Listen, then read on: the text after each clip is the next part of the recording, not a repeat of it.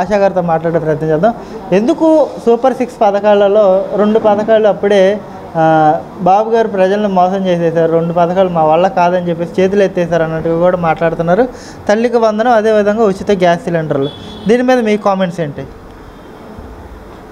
ఈ రోజుకి గవర్నమెంట్ వచ్చేసి 48 రోజులు ఎన్డీఏ కూటమితో 164 సీట్లు గెలిపించుకుంటామంటే అది ఒక చరిత్రలో. ఇప్పుడు ఇంకొక విషయం ఏంటంటే, సైకో జగన్మోహన్ రెడ్డి పాలనలో గత 5 సంవత్సరాల నుంచి తను చేసింది ఏంటి?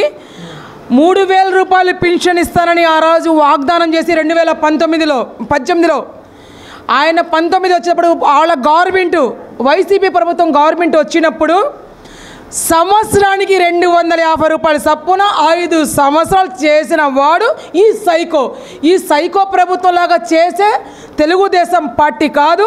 నారా చంద్రబాబు నాయుడు గారు అట్లాంటి మనిషి కాదు. ఏనాడు ఆ మాట ఎప్పుడు చెప్పారో ఈ రోజు నుంచి నేను ఈ వేదిక మీద నుంచి చెప్తున్నాను. మీకు పింఛను ఈ నెల నుంచి 4000 రూపాయల పింఛను మళ్ళీ అధికారంలో నేను వస్తే ఈ 3 నెలలు ప్లస్ ఈ 4 నెలలు 7000 రూపాయలు ఇస్తారని చెప్పి ఆయన ఘనత సాధించిన వ్యక్తి నారా చంద్రబాబు నాయుడు గారు.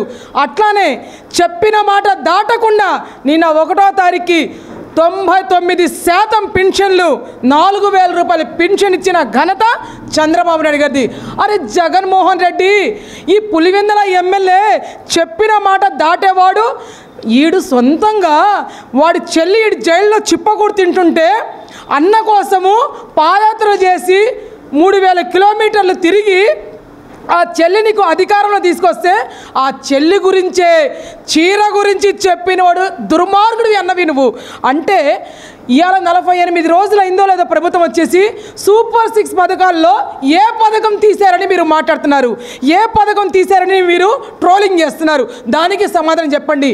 మొన్న గ్యాస్ సిలిండర్ గురించి మాట్లాడేటప్పుడు మా మినిస్టర్ గారు సిలిండర్ల గురించి ఎప్పుడు ఇస్తామనేది మీకు మాట ఇచ్చారు. అమ్మకు వందనం గురించి చెప్పినప్పుడు అది కూడా మాట ఇచ్చారు. రెండోది ఉచిత బస్సులు మహిళలకు అనేది అది రంగం సిద్ధం చేశారు. ఏ పథకాలు ఎందుకు మీరు ఆగలేకపోతున్నారు? మీకు ఇది వస్తుందా? అరే జగన్మోహన్ రెడ్డి, నీకు సైకోకి ఏంటంటే అధికారం లేకపోతే వాడు తట్టుకోలేకపోతున్నాడు. అధికారంలో 5 ఏళ్ళు కూర్చొని 5 కోట్ల మందికి ప్రజలకి ఏ రకంగా మోసం చేశాడనేది, ఏ రకంగా మోసం చేయాలి? ఇప్పుడు నా చేతిలో మోసం చేసేది లేదుగా. వీళ్ళంతా 5 కోట్ల మంది ప్రజల్లో బీద ప్రజలు ఎంతమంది ఉన్నారో వాళ్ళు అభివృద్ధి చెందుతారుగా. నన్ను మర్చిపోతారేమో, నన్ను వదిలేస్తారేమో అన్నట్టుగా నువ్వు రకరకాలుగా మాట్లాడాలనుకుంటున్నారు మీరు. అరే వైసీపీ గుండాలారా, అరే వైసీపీ ఉన్న వాళ్ళ సైకోలారా, మీకు ఒకటే చెప్తున్నాం. మీకు కూడా ఇవాళ మీకు ఎమ్మెల్యేల సీట్లు ఓడిపోయి ఎమ్మెల్యేలుగా దేనికి పనికి రాకుండా మీరు ఉన్నారు కాబట్టి రేపు మీకు కూడా ఆ పథకాలకి అర్హులే. మీరు ఏదైనా ఉంటే మీరు పెట్టుకోండి అని గుడివాడ గుట్కాగాడికి చెప్తున్నాము, వల్లపనేని వంశీకి చెప్తున్నాం, ఇక్కడ ఉన్న నత్తిగాడికి చెప్తున్నాము. మీరు కూడా పెట్టుకోండి. ఈ పథకాలు కూడా మీకు వర్తిస్తాయి. డెఫినెట్గా చంద్రబాబు నాయుడు గారు మీ ఇంటికి కూడా పంపిస్తారని చెప్తున్నాం. అంటే ఏంటి అంటే ఉన్న పలంగా పథకాలన్నీ కూడా ఎత్తేస్తున్నారని చెప్పేసి 15,000 నీకు 15,000 నీకు 15,000 నీకు 15,000 అని చెప్పి సోషల్ మీడియాలో కూడా ప్రచారం జరుగుతుందండి. 15,000 ఇచ్చేదేమో కానీ కూటమి ప్రభుత్వం మీద ఎక్కువ భయంకరమైన ట్రోలింగ్ అయితే చేసే ప్రయత్నం వైసీపీ చేస్తుంది.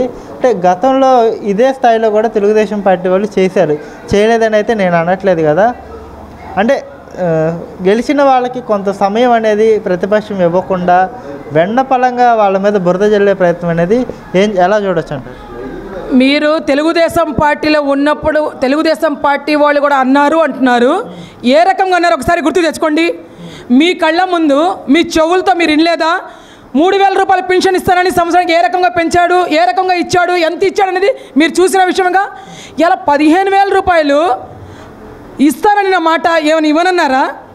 అరే గవర్నమెంట్ వచ్చేసి నువ్వు నాశనం చేసేసి నీ రాళ్ల మీద, నీ బొంద మీద, నీ దినం మీద 800 కోట్లు నువ్వు అక్కడ బాకీ అప్పు చేసి పెట్టావు. ఎక్కడో రాయి కొడితే మా స్థలాలు కొలుస్తానికి, మా పొలాలు కొలుస్తానికి నీ రాయి పెట్టి నీ ఫోటో పెట్టాడు దళితుడు ఫోటో మీద 800 కోట్లు ఇలా నష్టం చేశాడు. ఇలా బీద ప్రజల సొమ్ము. మేము ఒకటే అడుగుతున్నాము, నీలాగా చేసే ప్రభుత్వం కాదు. నీకేందంటే నైట్ నిద్రపోతున్నా కూడా నీకు చంచల్గూడలో 16 నెలలు తిన్నావు కాబట్టి రాజమండ్రిలో నాకు సపరేట్గా ఒక రూమ్ కట్టిస్తున్నారుగా, ఏంటి నేను ఏం చేయాలని నీకు నిద్ర లేనప్పుడు ఒక పని చేయి. నీకు త్వరలోనే ఎర్రగడ్డ హాస్పిటల్లో జాయిన్ చేయడానికి సిద్ధమైంది, రంగం సిద్ధం చేస్తున్నారు. ఎందుకంటే గవర్నమెంట్ పోయిన మెంటల్లో 5 ఏళ్ళు నువ్వు అనుభవిస్తేనే నువ్వు అంత 5 ఏళ్ళు ఏ రకంగా అనుభవించావంటే బీద ప్రజలు నోరు కొట్టి ఇవాళ 800 కోట్లు ఎవరబ్బా సమ్మండి, వీడు బాబు సమ్మ, వీడి తాత సమ్మ, వీడి అయ్యాకు పుట్టించిన వాడు సమ్మ ఎవరైనా పెట్టాడండి. ఇవాళ బీద ప్రజల సమ్మ ప్రజాధనానికి ఇట్లా నష్టం చేసేసి 800 కోట్లు ఏ రకంగా నువ్వు అప్పు చేసావు? రాళ్ల మీద నువ్వు ఎవడరా రాళ్ల మీద నీ ఫోటో వేసుకుంటానికి? మా తాతగారు ఆస్తి ఇచ్చిన తాతగారు మా ఆస్తుల మీద మా కాగితాల మీద నీ ఫోటో పెట్టేసి రిజిస్ట్రేషన్ ఆఫీసులో నీ ఫోటోతో మేము రిజిస్ట్రేషన్ చేయించుకుంటాం ఏంటి? నువ్వు మా బాబుకి ఏమైనా పుట్టావా? మా తాతకి ఏమైనా పుట్టారా? అసలు మీరెవరు? ఎందుకు చేశారు ఈ పని? దానికి సమాధానం చెప్పండి. ఈ సైకోలకి ఒకటే మాట్లాడుతున్నాం, ఈ వైసీపీలో ఉన్న సైకోలకి దీనికి సమాధానం చెప్పండి. 800 కోట్లు ఏ రకంగా మీరు వృధాగా చేశారో దానికి సమాధానం చెప్పండి. ఇవాళ మీరు ఎన్ని రకాలుగా ట్రోలింగ్లు చేసినా కూడా ఏ రకంగా మీరు మళ్ళీ మీకు చరిత్ర లేదు. మీరు రాజకీయాలకి చరిత్రహీనులుగానే మీకు ప్రజలు పెట్టారు. సిగ్గు రావట్లేదా? 150 సీట్లు ఎక్కడ, 11 సీట్లు ఎక్కడ అంటే మీరు అది గుర్తు తెచ్చుకోండి. అది గుర్తు తెచ్చుకొని వీళ్ళు ఏం చేయడానికి అర్థం కాక మేము ఇసుక మీద తిన్నారు. వీళ్ళు రావటం బీద ప్రజలు ఎంతమంది చనిపోయారనేది మీకు తెలుసు. మెయిన్ లేబర్ చనిపోయారు, కూలి పని చేసుకునే లేబర్ చనిపోయారు. ఎందుకు చనిపోయారు? కూటికి లేక గుడ్డకి లేక వాళ్ళు చనిపోయారు. ఎందుకంటే పని చేసుకుంటే 500-600 జీతం వచ్చింది, వాళ్ళకి ఇల్లు గడిచిద్ది. అట్లాంటిది ఇసుక మాఫియా ఇసుక మీద కొట్టాడు, సిమెంట్ మీద కొట్టాడు. అసలు ముందు నాయకుడు బాగుంటే వీళ్ళు కార్యకర్తలు బాగుంటాడు. నువ్వే ఒక దళితుడివి, నీ దగ్గర నీ పాలన చేసిన వాళ్ళంతా కూడా ఈరోజు లాస్ట్కి ఎవరికి వాళ్ళ చామరు కడతానికి రెడీ అయిపోయారు. ఎందుకంటే మీకు మళ్ళీ ఏసీలు కావాల్సి వచ్చిద్దేమో, ఏసీలకి అలవాటు చేసుకోబాకండి. అరే దీంట్లో ఉన్న కొంతమంది సైకిల్ ఉన్నారు, ఆ సైకిల్ కనుక 5 రూమ్లు సపరేట్గా కట్టిస్తున్నారు. మీరు ఏసీకి అలవాటు లేకుండా ఇప్పుడే అలవాటు చేసుకోండి. బయట పండుకుంటాం, దోమలు కుడతాం, దోమలు కుట్టించుకుంటూ కూడా అలవాటు చేసుకోండి. ఎందుకంటే చిప్పకూడు మీరు ఎప్పుడు వెళ్తారో మీరు రావటం కూడా కష్టమే అనేది మీకు ప్రజలు చెప్తున్న మాట ఇది. అంటే చంద్రబాబు అనే వ్యక్తి నైతిక విలువలు పాటించడం అని చెప్పేసి కూడా ఎమ్మెల్సీ ఎన్నికల్లో అంటే మేమే గెలవబోతున్నాం అని చెప్పేసి వైసీపీకి బలం ఉందని చెప్పేసి చంద్రబాబు ఎమ్మెల్సీ ఎన్నికలకు సిద్ధం కావట్లేదని చెప్పేసి కూడా తాజాగా మాజీ ముఖ్యమంత్రి జగన్ గారు వ్యాఖ్యలు చేశారు. ఎలా చూస్తారు? మాజీ ముఖ్యమంత్రి వ్యాఖ్యలకి ఇప్పుడే చెప్పాను, వాడు ఒక సైకో గాడికి ఎర్రగడ్డ హాస్పిటల్కి వెళ్తానికి పిచ్చి ఎక్కువైపోయింది. ఎమ్మెల్సీలకి కూడా అర్హుడు కాదు చంద్రబాబు నాయుడు అంటాని చెప్పడానికి అరే నీకు సిగ్గెక్కడరా బాబు, నువ్వు గవర్నమెంట్లో ఉన్నావు అనుకున్నావా? నీకు అసలు ప్రతిపక్ష హోదా కూడా లేదు, 11 సీట్లో ఉన్నావు అనుకుంటున్నావా? అంటే ఇక్కడ వీడికి ఏం అర్థం కాక మొన్న అందుకనే అర్థం కాక వీడు 11 సీట్లతో హైకోర్టుకి వెళ్ళాడు. అంటే వీడి బుర్ర పాడైపోయింది, పని చేయదు, ఇంకా మైండ్ పని చేయట్లేదు. ఎందుకంటే మైండ్ పని చేయట్లేదు ఏం అర్థం కాదు. అసలు సిగ్గుందా? 164 సీట్లో ఎండే కూటి మీద మేముంటామేంటి? ఎమ్మెల్సీ ఎలక్షన్ నువ్వు వెళ్తావేంట్రా? ఏం మాట్లాడుతున్నావు జగన్మోహన్ రెడ్డి? ముందు నువ్వు ట్రీట్మెంట్ చేయించుకో. ఎందుకంటే నువ్వు ట్రీట్మెంట్ చేయించుకోలేకపోతే నువ్వు అసెంబ్లీకి రాలేకపోతున్నావు. నువ్వు అసెంబ్లీకి రావాలంటే మాట్లాడాలంటే నీ మైండ్ బాగుండాలా. నీకు ఎర్రగడ్డ హాస్పిటల్లో కొన్ని రోజులు పెట్టేసి తర్వాత రాజమండ్రి జైలుకి తీసుకెళ్తారు.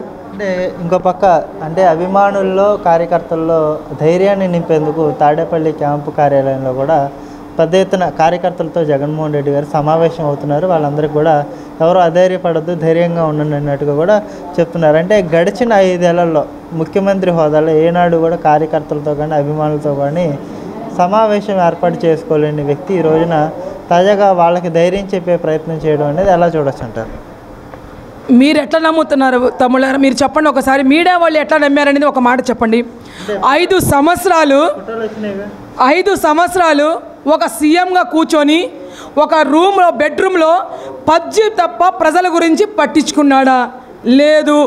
ఈడు కోసం సైకో అప్పుడు సీఎం కోసం కలవటానికి తన ఎమ్మెల్యేలే, తన ఎంపీలు, తన మినిస్టర్లే వెళ్ళలేని పరిస్థితిలో ఉన్నాడు. అంటే వాళ్ళకి కూడా కలుపుకోలేదు. అట్లాంటిది కార్యకర్తలను ఈరోజు కార్యకర్తని కలుస్తున్నాడంటే ఇది ఒక పెద్ద హై డ్రామా. ఈ డ్రామాకి మీరు నమ్మబాకండి.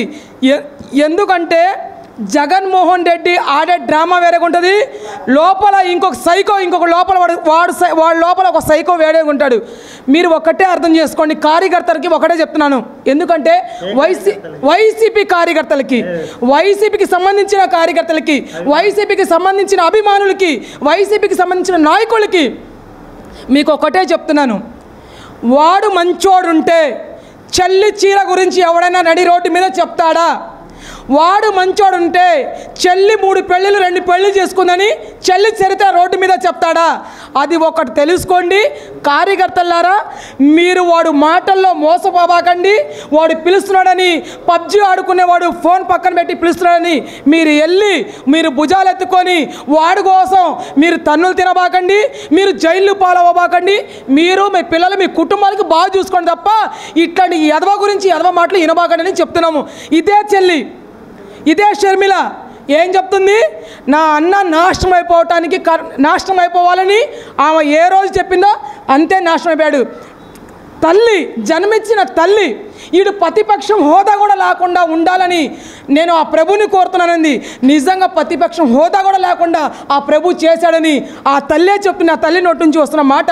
మీరు అది ఒకటి అర్థం చేసుకోండి. కార్యకర్తలకి, వైసీపీ కార్యకర్తలు చెప్పిన మాట ఇది. అంటే రాష్ట్రంలో లోకేష్ ఏదైతే రెడ్ బుక్ ఉందో ఆ రెడ్ బుక్లో రాసిన పేర్లతోనే ఆ రెడ్ బుక్ రాజ్యాంగమే అమలవుతుంది. కాబట్టి కొడాలి నాని, వల్లభనేని వంశీమోహన్, ఇంకొంతమంది నాయకులందరూ కూడా పరారైపోతున్నారు. వాళ్ళని అరెస్ట్ చేయడానికి రంగం సిద్ధం చేస్తుంటే వాళ్ళు దేశాలు వదిలి వెళ్ళిపోతున్నారు అన్నట్టుగా కూడా కొన్ని వార్తలు అయితే వస్తున్నాయి కదా, దీని మీద మీరేమంటారు? రెడ్ బుక్ గెలవగానే రెడ్ బుక్ స్టార్ట్ చేసేవాళ్ళు ఉంటే, రెడ్ బుక్ గురించి ఇది చేసేవాళ్ళు ఉంటే ఈ 48 రోజుల నుంచి ఒక కార్యకర్త కూడా ఉండేవాడు కాదు, ఒక నాయకుడు కూడా ఉండేవాడు కాదు. ఈ రోజుకి కూడా కొంతమంది కుక్కలు, పనికిరాని ఎదవలు, వైసీపీకి సంబంధించిన ఎదవలు ఈ రోజు కూడా మాట్లాడుతున్నారు. ఇప్పుడు కూడా ట్రోలింగ్ చేస్తున్నారు. ఎన్ని ట్రోలింగ్ వాళ్ళు రకం చేస్తున్నా రెడ్ బుక్లో ఎవరున్నారనేది కొంతమంది పేర్లే. ఆ రెడ్ బుక్ అనేది ఎప్పుడు ఓపెన్ చేస్తారో లోకేష్ బాబు ఇప్పుడు చేయరు. మీరు రెడ్ బుక్ కోసం పారిపోతున్నామన్నప్పుడు కేంద్ర కార్యాలయం మీద ఏ రకంగా దాడి చేపించారు పక్క నుండి? ఆ రోజు రెడ్ బుక్లో ఎక్కుద్ది మా పేరని అనుకోలేదా? ఇవాళ గన్నవరంలో ఆఫీస్లో తగలబెట్టి వచ్చారు ఆనాడు. అప్పుడు రెడ్ బుక్లో మా పేర్లు వస్తాయని మీరు అనుకోలేదా? అంటే అధికారం అహంకారం ఉంటే వాళ్ళు ఏదైనా చేశారు. ప్రజలకి చంపారు, మానభంగులు చేపించారు.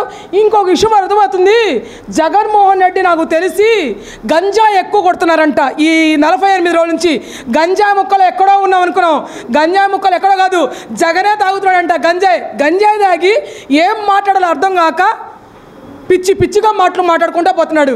దాంట్లో గంజాయి తాగే వాళ్ళలో గుడివాడ గుట్కాగాడు ఒకడు ఉన్నాడు. ఆ గుట్కాగా అలవాటే గంజాయి తాగటం.